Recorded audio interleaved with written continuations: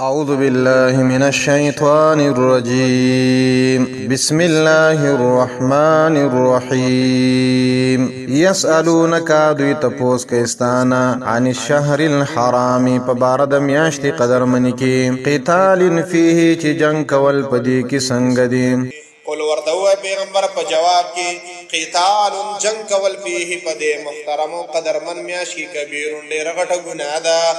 وصد خدا خبر وسلام یاد لري وصد نو بند والخلق عن سبيل الله دلار دلانا وكفر به او انکار کول د الله تعالی نه او کفر کول په الله والمسجد الحرام او خلق بند ول د بیت الله نه دا ډېر غټه ګناه ده و اخراج اهله او استلو د اهل د بیت الله نه منه د بیت الله نه اکبر نو دا کار ډېر غټ دی او ډېر لوی ګناه ده عند الله د الله په نسبت دی والفتنه او شرک او کفر کول په مقدس مکه باندې اکبر ډېر لوی ګناه ده من القتل د قتلنا چې مسلمانان راولي یو کافر مړکی ولا یزالون او همیشه دوی یقاتلونکم چې دوی په جنگ کې تاسو سره حتا تر دې پورې يردوکم چې تاسو واپس کی اندینکم تاسو د دیننا ان استطاعوا پر دوی زور ورسېدو کطاقت ورسېدو نو دوی په دې باندې نه دی ورته تا کافر کوي خامخ ومن يرتد خدا حکم یاد لرا چې څوک واپس شو مرتد شو منکم ساسنان دینه د خپل خوږ دین اسلام نه فیموتو د مړ شو او هو په دې حال کې چې ده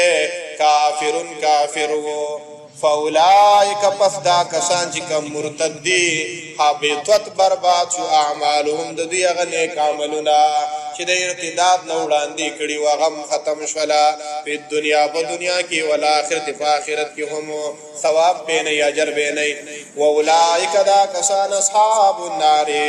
ور والدهم فيها هم دوی په دې ور کې خالدون همیشه اوسېږي ان الذين بشکا کسان امنو چې ایمان راوړل دي والذین کسان هاجروا چې هجرت کړي دي د الله د خوشالۍ لپاره وجاهدوا جهاد کړي په سبیل الله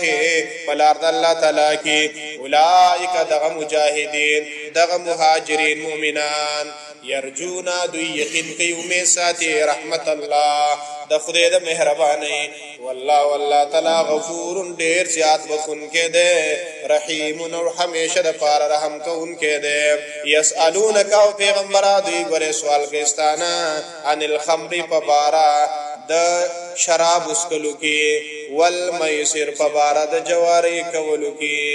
قل ورته پیغمبر فیهما پدې دوانو کې پدې شراب او جواری کې اسم کبیر ډیر لوی نقصان او ګناه ده ومنافع للناس او ظاهری د دنیا فائدې پکشته ده د پاره د خلکو خدا خبر یاد لرا و اسمهما نقصان او ګناه ده دوانو اکبر ډیر زیات غټه ده من نفعهما د فائدې د دوانو نه ويسالونک او دوی تپوس کې استان پیغمبر ما ذا ينفقون دوی څه شي خرچ کی تورته پیغمبر په جواب د دې سوال کې العفو هغه مال چې د ضرورت اصلي او نزيات شي کذالک دغرنګ یبین الله بیان الله تعالی لكم تاسو ته الآیات احکام لعلکم د دې لپاره تتفکرون فی الدنیا والآخرة چې تاسو سوچ او فکر کوئ د دنیا او د آخرت په حقیقت کې ويسالونک او دوی تاسو کې ستان پیغمبران الیتاما په بار د یتیمانو کې چې دا مال ولا اول ورکو کنه مونږه تی وخرو او کې ساری کورلا قول ورته پیغمبر علی السلام اصلاح لهم د دې یتیمانو دا مال د دوی لپاره ساتل او د اصلاح سوچ فکر کول خیر دا ډېر غوړه ده و ان تخالطوهم او کتا خپل مال د دوی سره ګډ وډ کوي او شریک کوي اخوانکم دا هم ساسرون دی ګره خو خیال وکي والله الله تعالی يعلم في جن المفسد فساد کوونکې چې د فساد فنیت باندې د خپل مال د دوی سره شریک کړي ده من المصلح د مصلحنا چې کم سره خپل مال د اصلاح لپاره د یتیمانو زمال سره شریک کړي ولو شاء الله قد الله تعالی خو خوي لعنتکم نخامخا تاسو په مشقت کې غرزولي وي ان الله بشک الله تعالی عزیز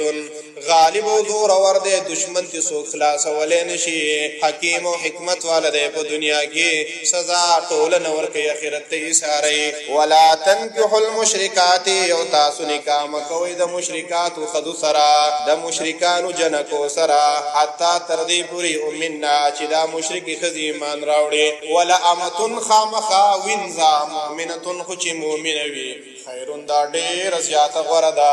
من مشرکتین د مشرک خزینا ولو اعجبتکم اگر چې په تعجب کې غردې